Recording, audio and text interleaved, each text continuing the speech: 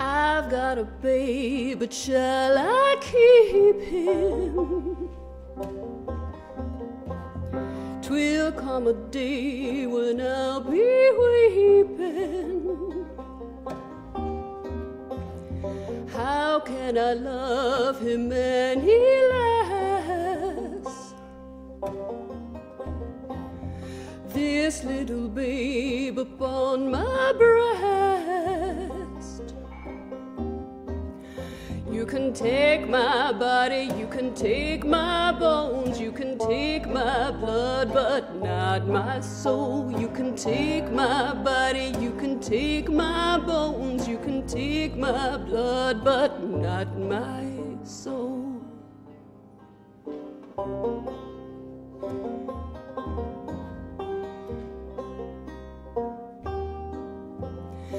I've got a body dark and strong. I was young, but not for long. Took me to bed a little girl. Left me in a woman's world. You can take my body, you can take my bones, you can take my blood, but not my soul. You can take my body, you can take my bones, you can take my blood, but not my soul.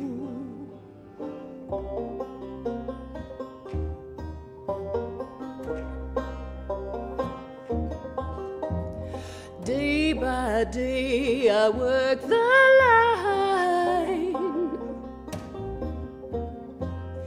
Every minute overtime.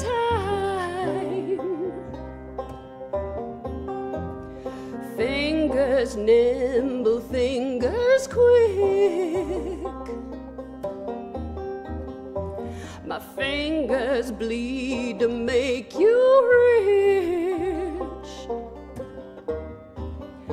You can take my body, you can take my bones, you can take my blood, but not my soul. You can take my body, you can take my bones, you can take my blood, but not my soul. Take my body, you can take my bones, you can take my blood, but not my soul. You can take my body, you can take my bones, you can take my blood, but not my soul.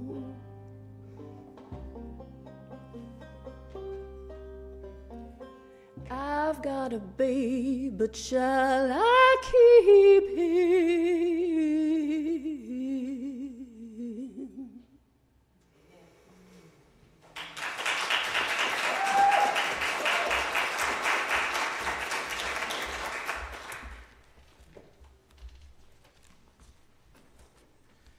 Good morning.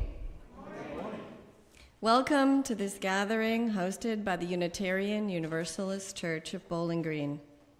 Whether you are here in person or online, we are so glad that you are joining us.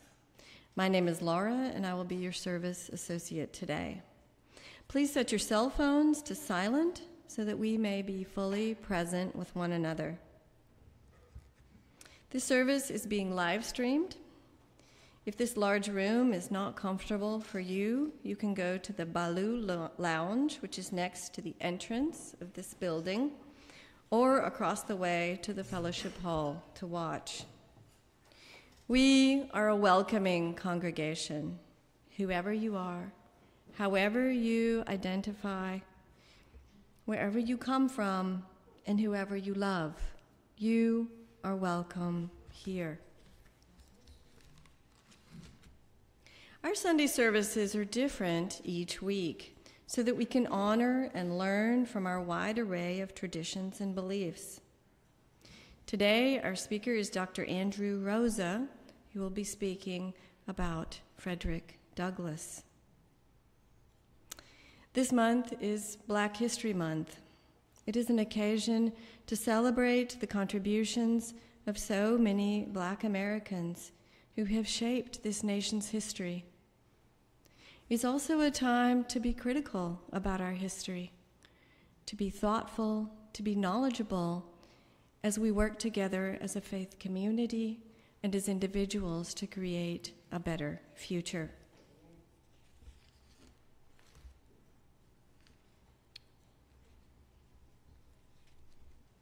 For Unitarian Universalists, the flaming chalice is a symbol of the light of learning and the love of our community. As our congregation's chalice is lit, we invite you to light your own chalice at home. This morning, our chalice will be lit by Belinda.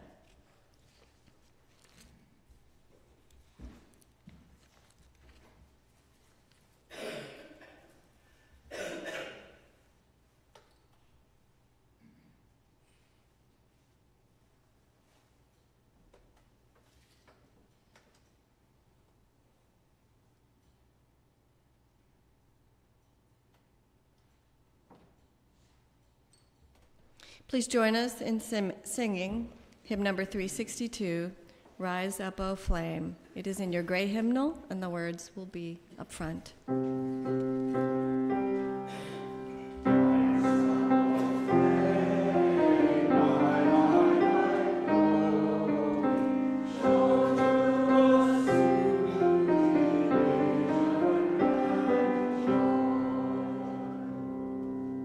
This morning, our open reading is given to us by Charlie Barman.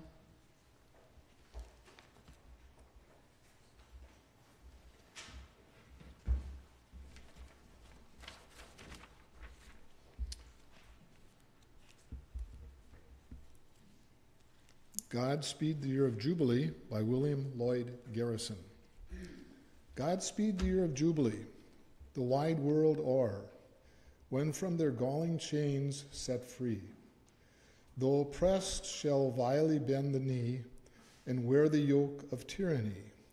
Like brutes no more, that year will come, and freedom's reign to man his plundered rights again restored. Godspeed the day when human blood shall cease to flow, in every clime be understood the claims of human brotherhood, and each return for evil good, not blow for blow. That day will come, all feuds to end, and change into a faithful friend, each foe. Godspeed the hour, the glorious hour, when none on earth shall exercise a lordly power, nor in a tyrant's presence cower, but to all manhood's stature tower, by equal birth. That hour will come, to each to all, and from his prison house to thrall go forth. Until that year, day, hour arrive, with head and heart and hand I'll strive, to break the rod and rend the gyve, the spoiler of his prey deprive. So witness heaven, and never from my chosen post, whate'er the peril or the cost, be driven.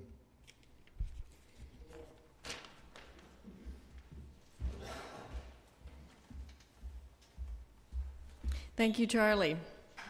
Please rise in body or spirit as we sing together, lift every voice and sing. This is number 149 in the gray hymnal, and the words will be up front. Rise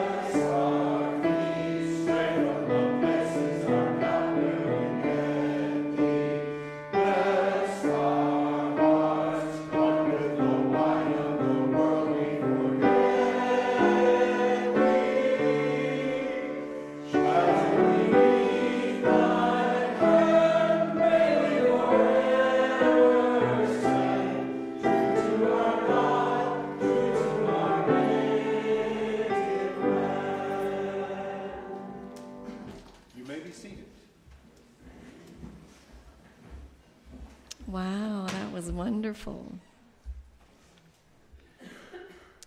Each week, we take a moment to read together a component of our mission, our vision, our covenant, or our principles. We invite you, as you are comfortable and able, to read with us. And this week we read the covenant together. We promise to live in harmony and facility with awareness, tolerance, acceptance, and celebration of our diversity. We commit ourselves to enthusiastic support of our fellowship and of the Unitarian Universalist traditions through our individual gifts and talents.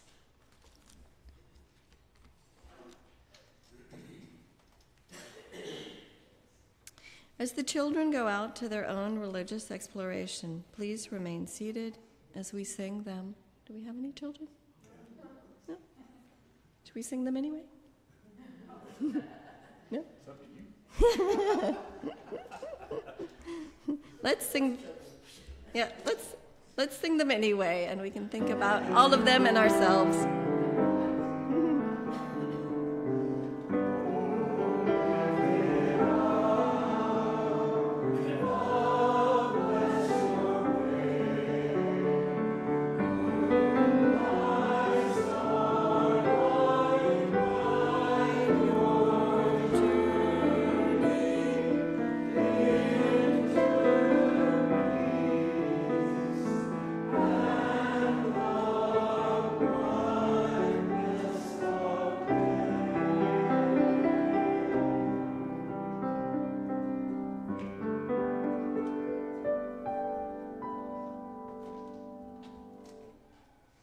We will now have a few moments for meditation, reflection, and prayer.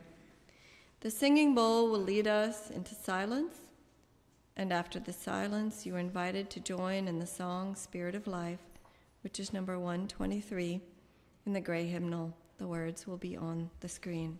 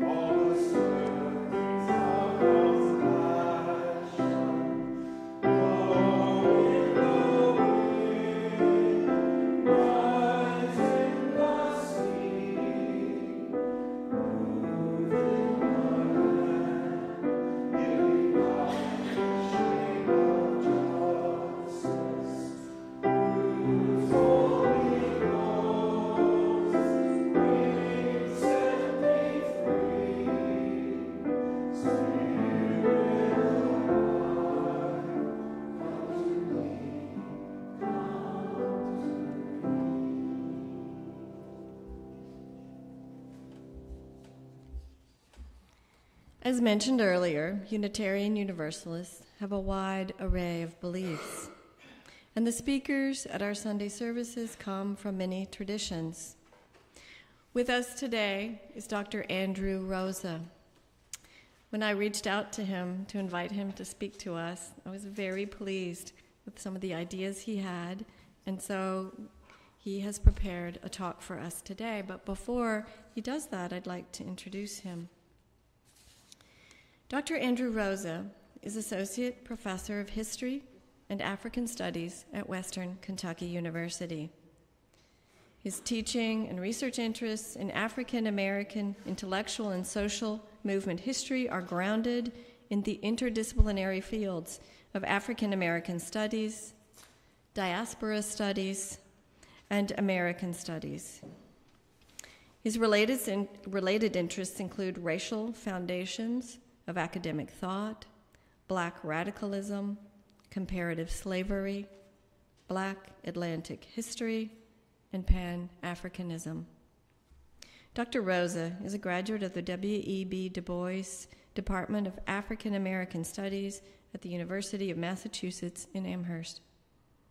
He is the recipient of numerous fellowships and awards for his research, including an Andrew Mellon Fellowship from the Black Metropolis Research Consortium in Chicago, and a National Endowment for the Humanities Fellowship from the Schomburg Center for Research in Black Culture.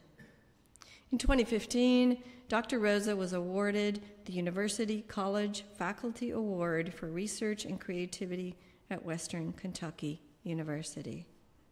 His work has appeared in the Journal of Black Studies, Race and Class, American Studies, and History of Education Quarterly. Dr. Rosa edited Many Rivers to Cross, Selected Readings in the African American Experience, which was published in 2015 by Kendall Hunt Publications.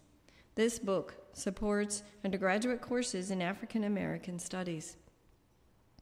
Very recently, he signed a book contract with the University of Georgia Press for a book on the African American scholar activist St. Clair Drake. Congratulations on that. In addition, Dr. Rosa thoroughly enjoys leading the study abroad opportunity to the country of Trinidad and Tobago and enjoys being part of a growing interdisciplinary and globally conscious department and program at Western Kentucky University. Welcome.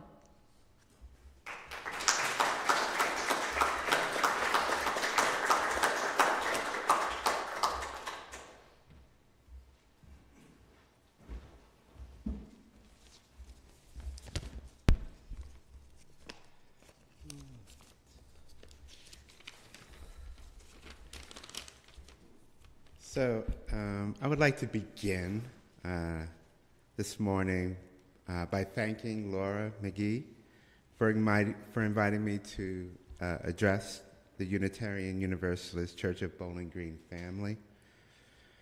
When initially asked, I was unsure as to what I could possibly speak about, or if anything I had to say could bring greater understanding to this moment in which we find ourselves. As an historian, I tend to live in the past, but always with a view onto the present. Like so many of you, I now find myself grappling with the changes we see and feel all around us. I now find myself the suffering, fear, rage, insensitivities expressed and experienced daily across the familiar fault lines of difference, be it race, nationality, class, gender, sexuality, or religion. These are real for so many of us in this moment.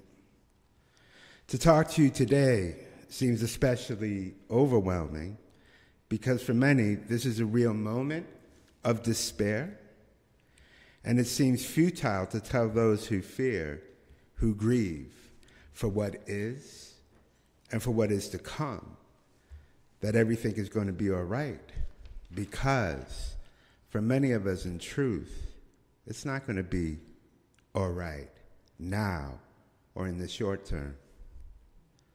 In fact, it feels like we're at an inflection point in the American story, where things we once assumed were sacrosanct are now being tested, called into question, or dismantled altogether. Nativist sensibilities seem to be revving back up, shuttering families and entire communities. This is compounded by the erosion of rights and the threat of dismantling long-established safety nets for the most vulnerable among us. The reordering of geopolitical relations forged in heroic struggles against the worst of humanity threaten the promise of peace and the realization of better futures for everyone in our own time. Even calls for the exercise of compassion and understanding for the least among us is met in some quarters with cold derision and a sense of dismissiveness. In this moment, I believe we can take solace in how the most historically marginalized among us have struggled to make their worthiness and citizenship meaningful, despite the hatred and hierarchy they've experienced. In their pursuits of freedom resides a vision of America less cruel to its populace and more worthy of its stated ideals of liberty and justice for all. The title of my talk today, Frederick Douglass, Fashioning Hope from Despair in Trying Times, seems appropriate for the moment. One, because Douglass was born in February, back in 1818, though he himself was never sure of his exact birth year. Second, because the historian Carter G. Woodson, a graduate of Berea College right here in Kentucky, marked the creation of Black History Month by tying it to Douglass's birth month, as well as to that of Abraham Lincoln, which is also in February. The opening reading, taken from Frederick Douglass's own words, is short and succinct, but gets at the essence of who this man was, his meaning, his legacy, his outlook. Douglass understood the world in stark contrast. There was right and wrong, good and bad, slavery and freedom, justice and injustice. There existed no gray area or no in-between in his moral universe. Either one was on the side of the oppressed or on the side of the oppressor. One either supported slavery's abolition or its continued maintenance. As a fugitive, working on behalf of abolition during the crisis of disunion and for the realization of the interracial democracy promised by the Civil War and Reconstruction, Douglass did not have the luxury of time nor the patience to entertain the in-between. His was an urgency that necessitated clarity of vision, moral commitment, and swift action, that he would, quote, unite with anybody to do right and with nobody to do wrong, points to an expressive autonomy of mind, body, and soul that defied American slavery and its manifold justifications. Along with his mentor and spiritual father, William Lloyd Garrison, who was, as many of you know, a Unitarian, Douglass was a prophetic visionary, uncompromisingly committed to the immediate abolition of slavery in America. Though Douglass and Garrison would eventually fall out over the question of which strategy was best for achieving abolition. As the opening poem by Garrison suggests, for the better part of 10 years, they walked together by faith, not by sight, believing that the providential destiny of the nation would bring about the long-awaited day of Jubilee for the enslaved. If the Civil War was the crucible in which slavery was destroyed and the American Union tested and preserved, so too was it a moment in which the abolitionist spokesman, newspaper editor, statesman, and preacher, Frederick Douglass, found his greatest meaning. The Civil War was for Douglass both an end and a new beginning of a long struggle to achieve freedom and dignity out of oppression. When it came, it did so as a fulfillment of prophecy after a period of despair and setbacks. When many within the abolitionist family suffered a crisis of faith in America, and many more felt almost alienated from their land of birth, Douglass turned to a variety of resources to fashion hope from despair for both his people and the wider nation. In and of himself, Douglass presented the greatest living challenge to the American paradox of slavery and freedom. This was the Douglass of fame and symbol, a living monument who commanded respect far and wide. From the time he escaped from slavery and became a fugitive, Douglass launched his career as an abolitionist spokesman. And from this moment forward, there is no more pervasive theme in his thought than the simple sustenance of hope in a better future for Black people in America. His 3 autobiographies, thousands of editorials and speeches reflect a preoccupation with the tensions between hope and despair among a people struggling for liberation and survival. To Douglass, providing hope seemed to be a sacred duty, given the deepening frustrations felt by Black people in the 1850s. Historians refer to that as a decade of disunion. He would utilize any meaningful sign of progress in the anti-slavery cause as a means of bolstering confidence and perseverance because they had always survived the terribleness of the past. We should not, as an oppressed people, grow despondent, he wrote in 1855.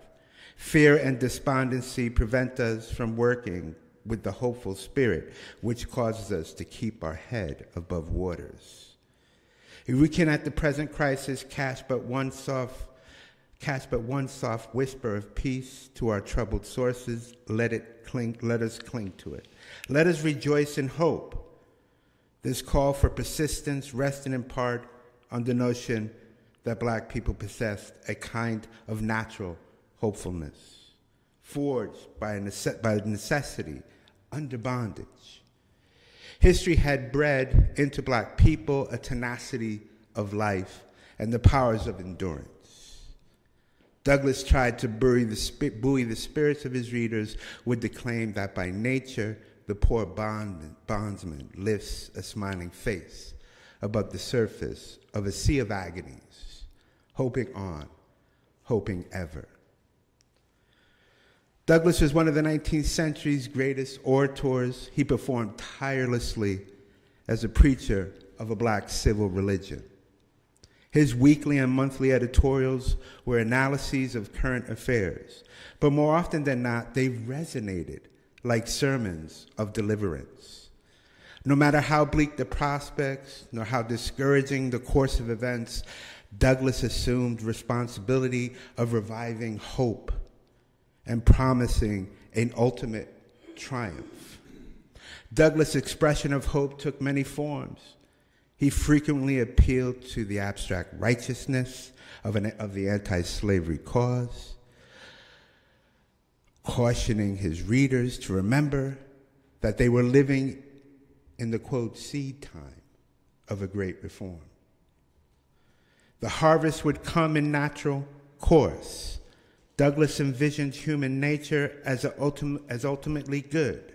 He believed that the deepest roots of human nature lay in the best elements, which were beyond the power of slavery to annihilate. Although sorely tested, Douglass never ceased believing that he had lived in a moral universe, because slavery was an evil so monstrous, the anti-slavery movement simply had to triumph. Typical of most American thinkers of his time, Douglass's appeal to nature and the inherent righteousness were part of his larger belief in the doctrine of progress and providential theory of history. Douglass never tried to write a philosophy of history, but his writings, his speeches, were replete with the idea of divine direction in human affairs.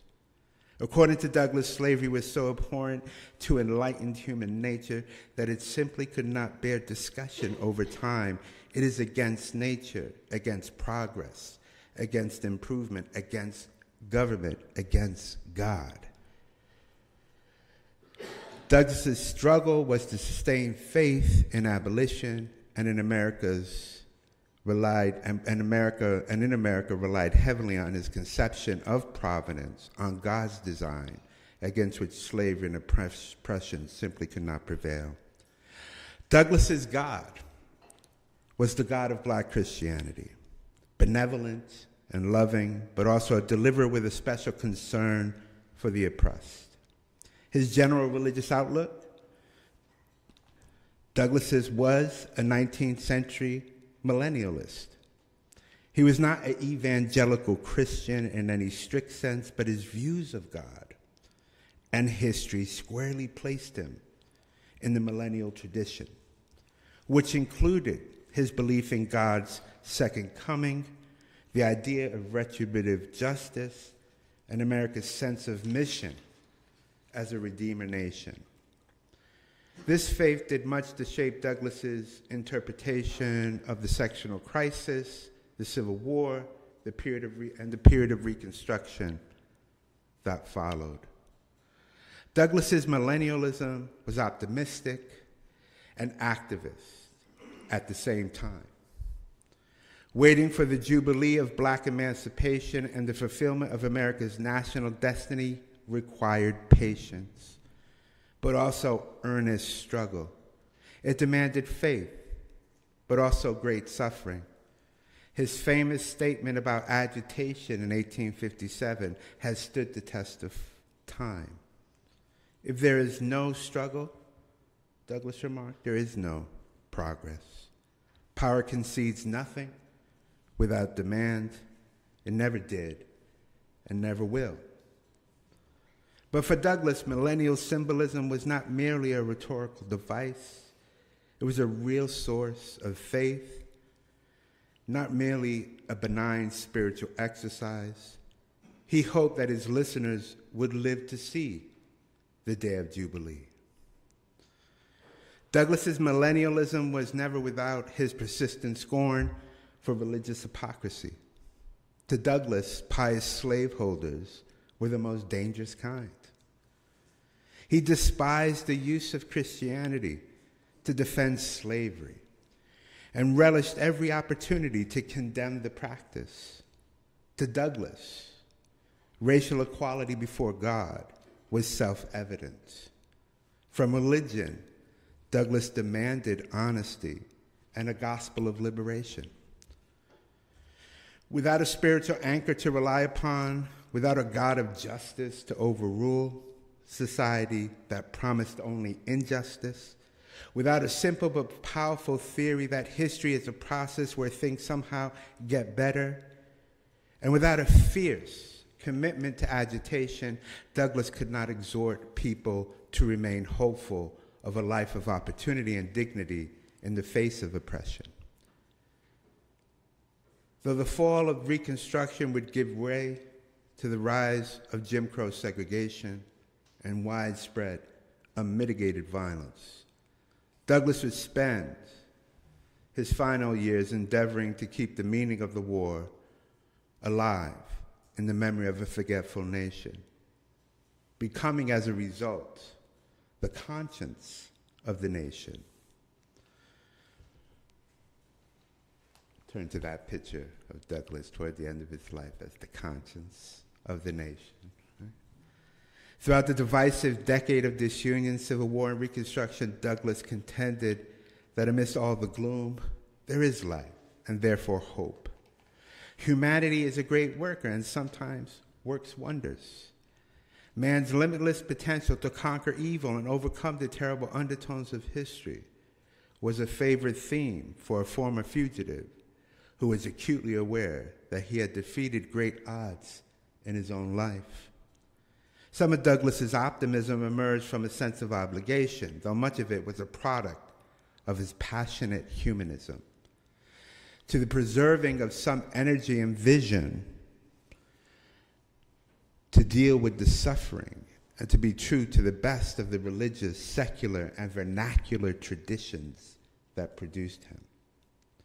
In the vast tapestry of human history, few stories shine as brightly as that of Douglass, who rose from the depths of adversity to illuminate a path for others. He wrote and spoke with so much because he believed his life could be instructive for others. His story, in its complete fullness, not only inspires but has the potential of teaching us the true essence of resilience, the power of unwavering determination, and indomitable hope. Many of us today may be grappling with feelings of despair, hopelessness, and a sense of being trapped in our circumstances. It's easy to become consumed by the immediate challenges of the moment and lose sight of the broader horizon and the freedom rays that illuminate better futures. However, the life of Douglass stands as a poignant reminder that our current situation does not define our potential or our future. Born in bondage, Douglass faced unimaginable hardship from his earliest days. Yet instead of succumbing to the oppressive system that sought to break his spirit, he chose to rise. He taught himself to read and write, understanding that knowledge was the key to breaking free from both mental and physical bondage. His thirst for knowledge and his determination to share it with others made him a formidable force against the institution of slavery.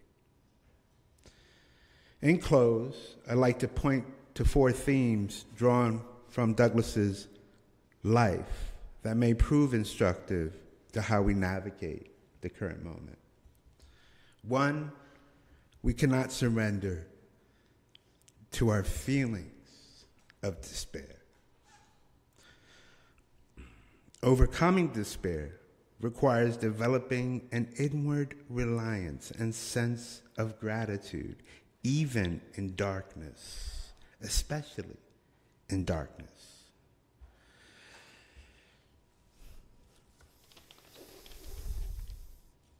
We should regularly acknowledge and be thankful for the basic goodness that permeates life.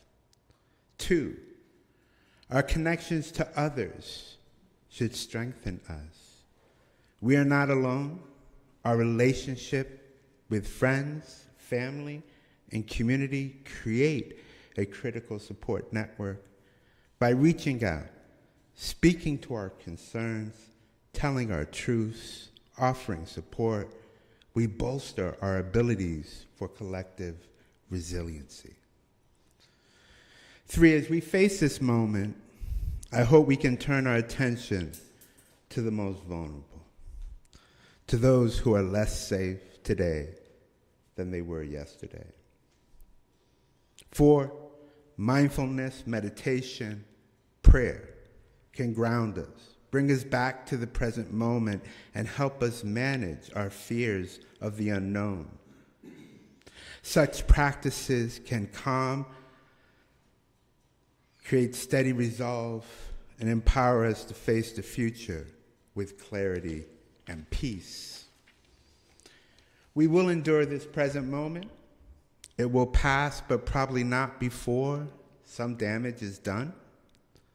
However, we can indeed and we must meet this damage through our resolve on unceasing love. As active witnesses of justice and mercy, we will make, like Douglass, we will transform darkness into light, weakness into strength for ourselves and others. Every act of love, every gesture of kindness and healing builds the nation that for now seems to elude us. Hope is not a mere feeling. Hope is a choice that we make every day. When we choose to hope, we embody the essence Douglass saw as his Christian calling, a calling to be agents of change and witnesses of the love our nation so desperately needs now more than ever. Thank you.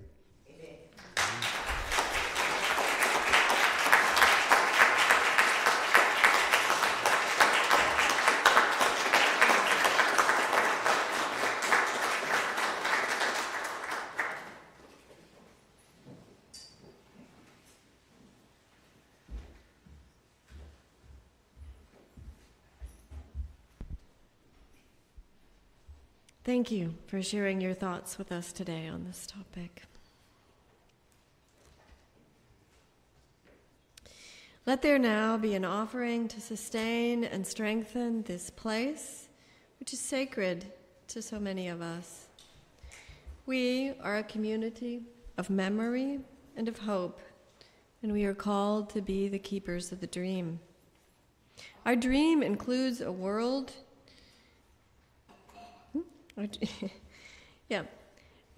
we take this offering to sustain our community, both this community here in our congregation, but also the wider community. And one of the ways that we do that is through what we call the Third Sunday Beneficiary. That means on the third Sunday, when we take the offering, everything that is put in the plate that is not specifically labeled as a pledge to this church goes directly to our chosen beneficiary. And this Sunday's beneficiary is Habitat for Humanity.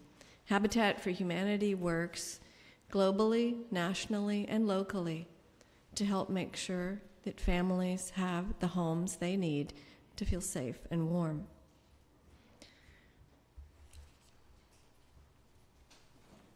So let us take an offering at this time.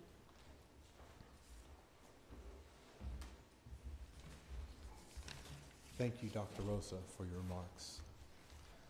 This song that I'm about to do got me in trouble before. It got me in trouble because it was considered insensitive. It was considered obscene on some level. But at the same time, I think it's important to speak a truth at a time when truth seems to be in danger of being erased. If you can go back 170 years, 1855, find yourself on the steps of the courthouse where some years earlier the first judgment in the Dred Scott case had taken place.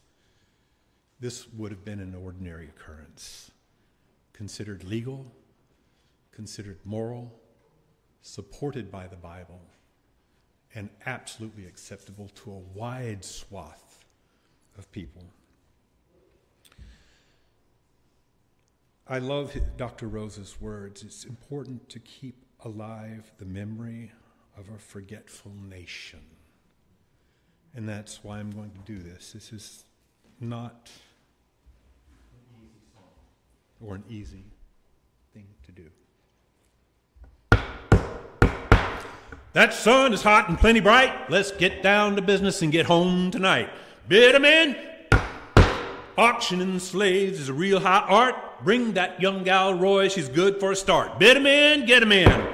Now here's a real good bio, about 15. Her great-grandmammy was a die-homey queen. Just look at her face. She sure ain't homely. Like sheep in the Bible, she's black but comely. Bid 'em in, bid 'em in. Going to start her at 3, can I hear 3? Step up, gents. Take a good look, see. Because I know you'll want her once you've seen her. She's young and ripe, make a darn good breeder. Bid 'em in. She's good in the field and she can sew and cook. Strut her round, Roy, let the gentleman look. She's full up front and ample behind. Examine her teeth if you got a mind. Bid 'em in, get 'em in.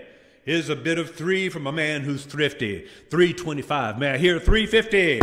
Your money ain't earning you much in the banks. Turn around, Roy. Let 'em look at her flanks. Bid 'em in. $3.50's bid. I'm looking for 4. At $400, she's a bargain, sure. 4 is the bid. $4.55. $500 now. Look alive. Bid 'em in. Get 'em in. Don't mind those tears. That's one of her tricks. $5.50's the bid, and who'll pay 6? She's healthy and strong and well equipped. Make a fine ladies' man once properly whipped. Bid 'em in. $6.50. Now don't be slow. 7's the bid. Gonna let her go. At 7, she's gone. Pull it down, Roy. Bring the next one on. Bid 'em in. Get 'em in. Bid 'em in.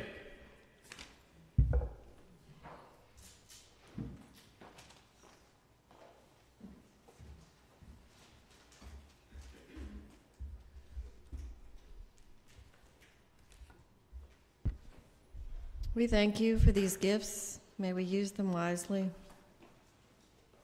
in the service of our congregation and community.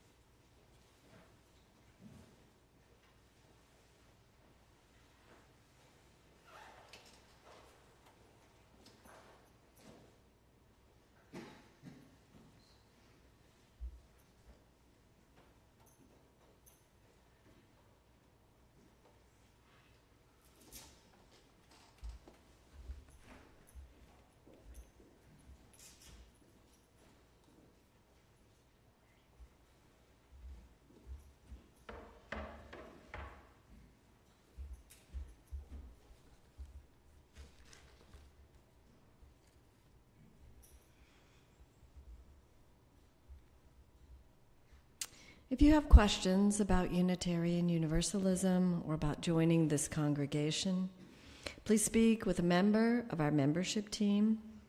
Their name tags have an open book symbol on the name tag. You can also email membership@uucb.org. On second Sundays after the service, you can join in a question and answer session with our membership team in the library.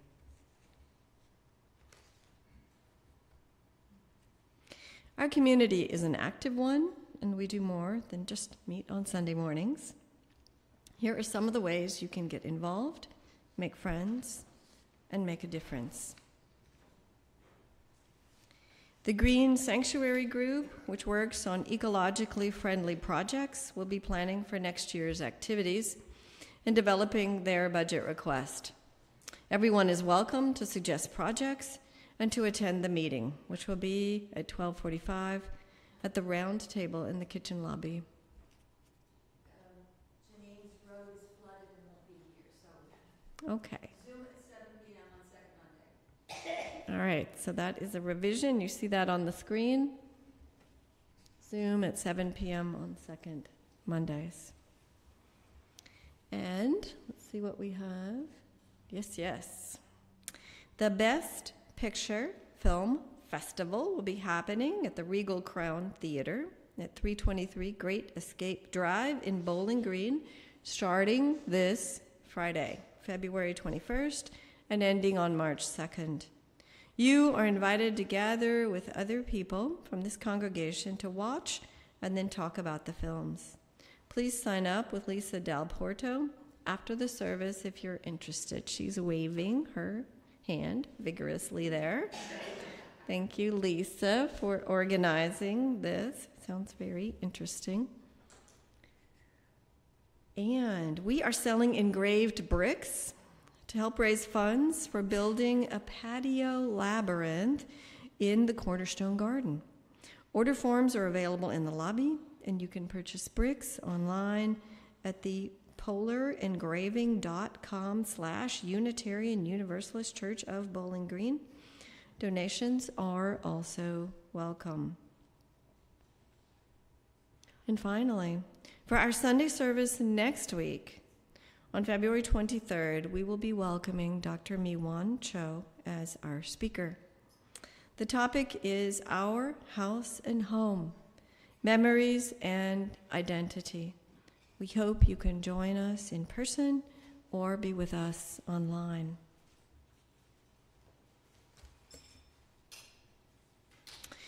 For more community news, please read our bulletin boards. You can get weekly emails by signing up as follows. Look for us on Facebook. Okay. And finally, we are interested in your feedback. We invite you to share your thoughts about today's service. You can use the QR code you see on the screen. You can also send comments to sunday-services@uucbg.org. For those who are here in person, if you would prefer, there's a blue box in the lobby area where you can leave suggestions and comments. So, we have the final hymn. It's called Come and Go With Me, and it is hymn number 1018 in the teal hymnal. Please stand as you are willing and able.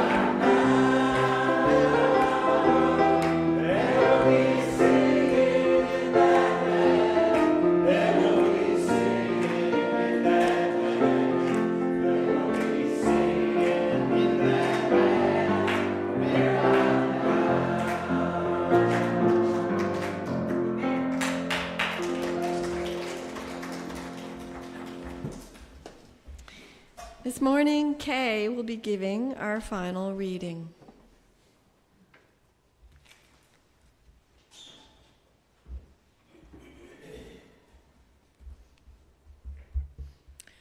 We hold hope close. In this community, we hold hope close. We don't always know what comes next, but that cannot dissuade us. We don't always know just what to do, but that will not mean that we are lost in the wilderness. We rely on the certainty beneath, the foundation of our values and ethics. We are the people who return to love like a North Star and to the truth that we are greater together than we are alone. Our hope does not live in some glimmer of an indistinct future. Rather, we know the way to the world of which we dream, and by covenant and the movement forward of one right action and the next, we know that one day we will arrive at home. Julian Jamaica Soto.